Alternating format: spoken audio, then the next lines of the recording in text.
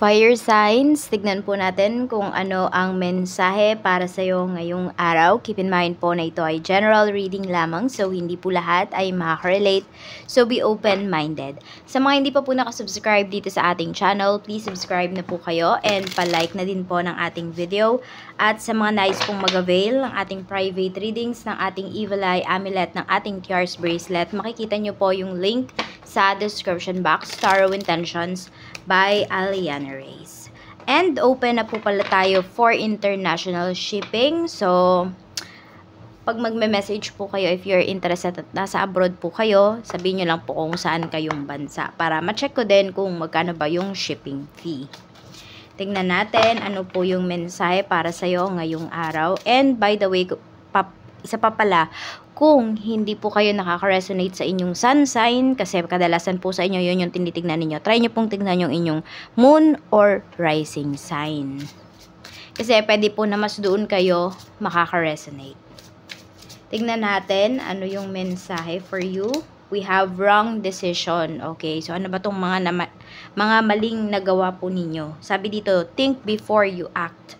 Okay, so pwedeng meron kayo ditong mga bagay na pinagdedesisyonan ngayong araw at kayo mismo, fire signs, ay nagdadalawang isip towards dun sa decision na yon. So, bakit nga daw ba kayo nagdadalawang isip? Kasi po, pwedeng mali talaga yung pipiliin ninyo na decision na yon.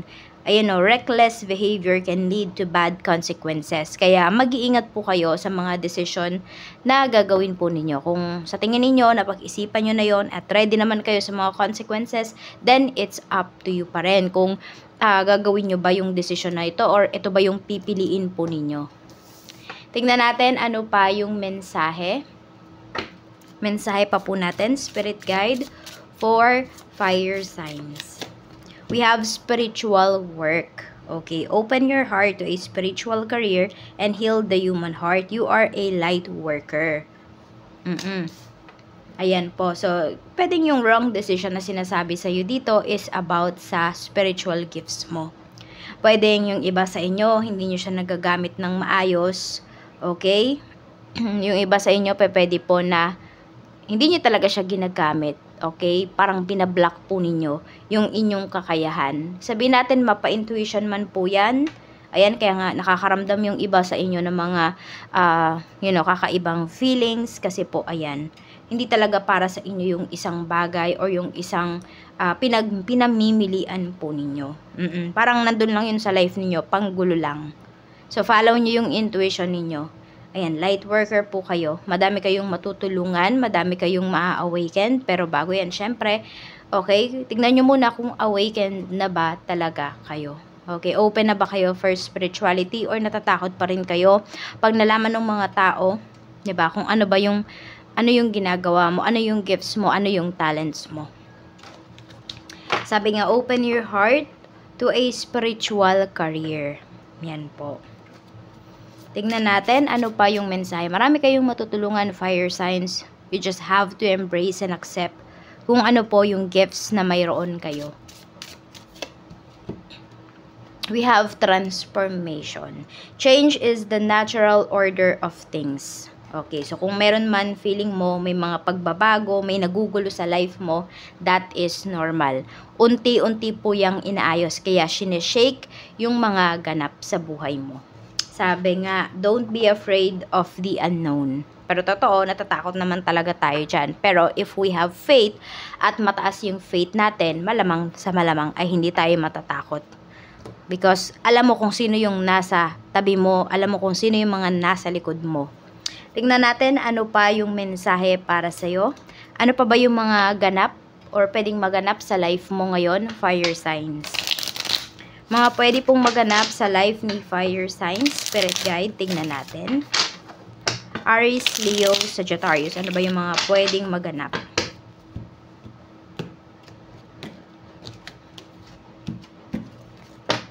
Okay, meron tayo ditong Knight of Swords. Okay, meron dito nga pwedeng pinapabilis po or pinagmamadali kayo about sa decision na gagawin po ninyo. Kung pinagmamadali kayo ng isang tao na yon at hindi naman talaga kayo kampante doon sa isang sitwasyon, sa isang desisyon, just say no directly. Mayroon tayo ditong 10 of Wands. Meron naman dito parang ginugulo ka or ini-stress ka ng taong to, you know, sa mga sinasabi niya. Okay? Sa mga ginagawa niya, nai-stress ka. Basta may nang i-stress sa'yo dito. Ginagalit ka niya, tinitrigger ka ng taong to. Mayroon tayo ditong 6 of Swords. Kaya, alam mo yung parang kahit alisan mo yung taong to or iwan mo, guguluhin ka pa rin niya. So, if you need to block this person sa social media accounts mo, ikat mo yung ties ninyo, you should know better kung ano ba yung gagawin mo. Ano ba yung makakabuti sa'yo? Kasi ito, may stress na pinapakita dito. At hindi po siya galing sa'yo. Kung hindi galing sa outside, sa external. Tignan natin ano pa yung mensahe. Spirit guide mensahe pa po natin kay fire signs ngayon. So, we have Knight of Wands. We have Justice. Meron ba kayong pupuntahan dito? Hindi ko alam kung meron kayong mga kaso or mga papeles na kailangang ayusin ngayong araw na ito. We have 8 of Pentacles. Yung iba naman po sa inyo, pwedeng ito ay pag-a-apply ng trabaho. So, ayan, dalawa ba yung pinamimilian ninyo? So, meron dito, pwede po na kung magstay lang kayo dito sa current job or magstay kayo dito sa Pinas or aalis kayo pa abroad. Pwede yung iba, yun po yung inyong pinamimilian. So, kung saan kayo feeling mo may peace of mind, ayan, yun po yung piliin ninyo.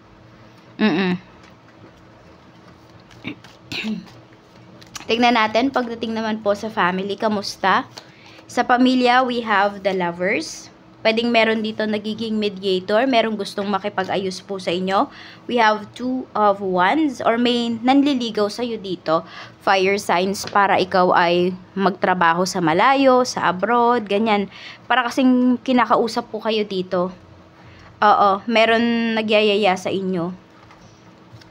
We have Queen of Cups. Kaya lang sabihin natin na iba yung gusto mo, ayaw mong maging sunod-sunuran dito pagdating sa iyong family. Yes, or yung iba nga sa inyo, ayaw nyong sumunod. Baka po kasi yung family ninyo yung nasa ibang bansa. At sila yung, ayan, sila yung nangungulit sa'yo dito para pumunta ka na doon. At doon ka na mag-start ng bagong buhay. Tignan natin ano pa yung mensahe. Ayan, basta more on regarding sa travel tong pinag-uusapan pagdating sa pamilya. Sa mga tao naman po na makakasalamuha mo, tignan natin kung ano ba yung mensahe. We have Queen of Swords. We have 9 of Cups. And we have 2 of Pentacles. Okay. So, medyo may nagdadalawang isip naman po dito kung kakausapin ka. Kasi, tinitignan din ng taong to kung happy ka ba. So, pwedeng siya yung may sasabihin sa'yo, may i-offer sa'yo. Pero, nagdadalawang isip pa siya. Yan po. Parang tinitingnan niya kasi, teka, masaya naman si fire signs kung nasaan siya ngayon. So, bakit ko pa siya guguluhin? Yan, may ganyang naiisip yung tao na gusto kang kausapin or gusto kang i-approach. Tingnan natin. So, parang nararamdaman na din kasi nung taong to na, teka, tatanggi lang si fire signs pag inoferan ko siya ng ganito. Kasi happy siya dun sa nangyayari sa life niya. So, in a way, yung taong to, ayaw niyang mapahiya. Kaya ayaw niyang, magmadali. Ayaw niyang pangunahan ka pagdating sa iyong mga decisions. Tingnan natin kung ano pa yung mensahe for you. Mensahe pa po natin, Spirit Guide. Pagdating naman sa love life mo. We have King of Wands. Meron tayo ditong The Magician. At mayroon tayo ditong 7 of Pentacles. Hindi ko alam, fire signs, if may matagal na bang nangungulit sa inyo dito. Okay? So, may progress naman. Yung taong to, parang min-o-obsess kasi sa inyo. Oo.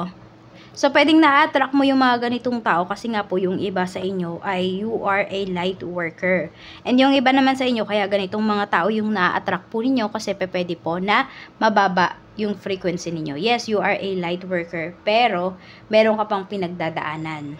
Okay? Na hindi mo pa nalalampasan, kaya yung frequency mo mababa pa. So, yung mga taong to, hindi ko kasi nakikita na meron dito, hindi talaga pang forever yung relationship na to. Parang need mo lang siyang daanan. Okay? Tignan natin. We have the moon, okay. Oo. May tao dito na hindi po talaga totoo sa'yo. Yung mga sinasabi niya lang yon parang just to be with you. Sinasabi niya lang yon para makasama ka, para magstay ka sa life niya. Kaya maging matalino po kayo dito. Tignan natin pagdating sa kaperahan. Kamusta ang iyong kaperahan?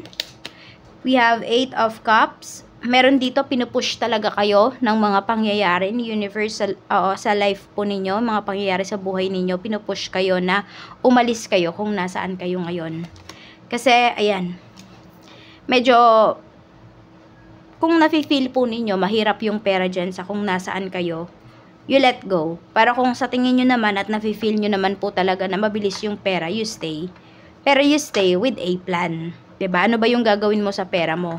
Kasi hindi porket malaki yung kinikita mo ay makakapag-ipon ka na. Depende pa rin 'yan sa paggagamitan mo ng iyong pera. Kaya ayan po. Pag-isipan yung mabuti kung kayo ba ay magstay, kung ano man yung pinagkakakitaan ninyo, or you will let go na. Tingnan natin ano pa yung mensahe pagdating sa negosyo. Sa negosyo, we have Ace of Cups. Ayan po yung mensahe.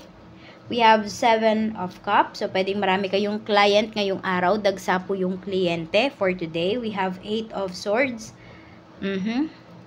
So, kahit nasa comfort zone nyo lang po kayong iba sa inyo, nasa bahay kayo, nandyan yung negosyo ninyo. Pero, dinadayo po kayo. Maganda yung pinapakita na energy dito pagdating sa inyong negosyo. Kota po kayo for today. So, ayan. Nakikita ko din naman na napapaikot nyo din naman po yung inyong negosyo. Okay? Kaya lang, yung kinikita nyo ba? Kaya lang po, pwedeng meron dito is yan po yung, parang yan lang yung pinagkukuhanan ninyo ng lahat. Kaya yung iba, di ba, pag sinasabi natin, maganda yung kita, ganito, ganyan, dito kayo magiging successful. Dapat alam mo rin kung paano magtabi dun sa kinikita mo. Hindi kasi pwede na nagagastos yan, lalo na yung puhunan. Okay, so mas maganda rin, nakakapagtabi na kayo, lumalago pa yung puhunan po ninyo. At meron pa kayo nagagastos doon na certain amount pagdating doon sa inyong kinikita. Hindi dapat lahat palabas. Hindi dapat lahat nagagastos. Kung ganyan, tignan ninyo ano ba yung pwede nyong gawin. 'Di ba? Kunwari, sa certain items na to, kunwari ito, balot. Hindi ko alam kung match yung na-pick up ko. Kunwari, sa balot na to, kapag nakabenta ko, yung kikitain ko dyan, ayan, dyan yung para sa produkto na to, para yan sa pangkain namin. Yung produkto na to, para sa ganito. Depende sa inyo kung ano ba yung mas nag-work po para sa inyo. Tignan natin, pagdating naman sa trabaho.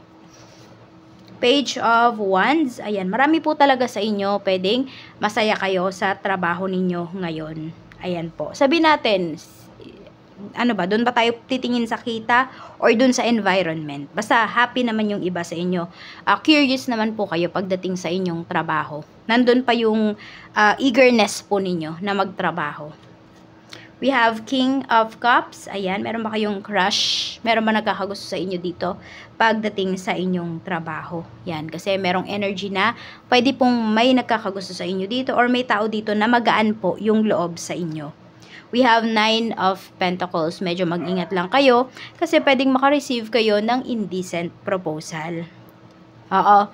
Kasi nga pwedeng may nagkakagusto sa inyo dito, fire signs. Okay, so ito po yung inyong lucky numbers. Sulat natin. Okay, we have number 35. Ayan, 35, 23, 47, 26, 49, and 2. Tama ba? 35, 23, 47, 26, 49, and 2. Yan po yung inyong lucky numbers. Maraming salamat po sa walang sawang pagsuporta ninyo dito sa aking channel, sa araw-araw na pagbalik, pag-like, pag-comment, pag-share, at sa hindi nyo po pag-skip ng ads ay patuloy pa rin po tayong nakakapag-produce ng videos araw-araw. Ingat po kayo always and more blessings to come.